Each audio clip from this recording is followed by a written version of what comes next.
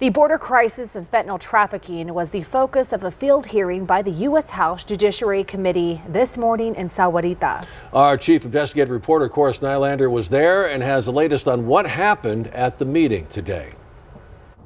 This field hearing was strictly attended by Republican representatives. No Democrats took part in it. It went on for about 2 hours and was strictly informative in nature. No legislative actions were taken. They made their choices and our family has to live with them.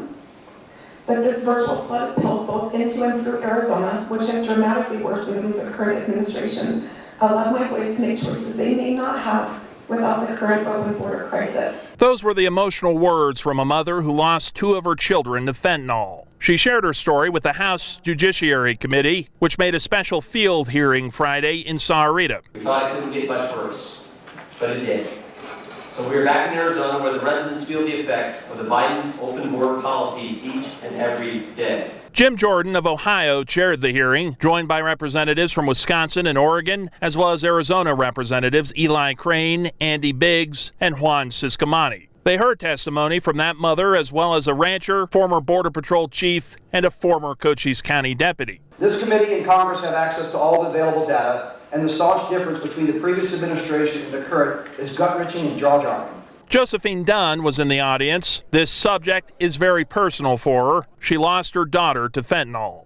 She was poisoned by fentanyl. It'll be 3 years this month on May 26th. She's joined by Teresa Guerrero, who is about to have the 4th anniversary of her son's death, also by fentanyl. It's a weapon of mass destruction. It is not a overdose. It is a poisoning. It's no different than arsenic in your coffee. They know this hearing in itself won't make a difference, but they're hoping to be heard in Washington, D.C. And I don't know when, if ever, anything's ever going to get done. But that mother and myself and Teresa, we're never going to stop fighting until that border is closed.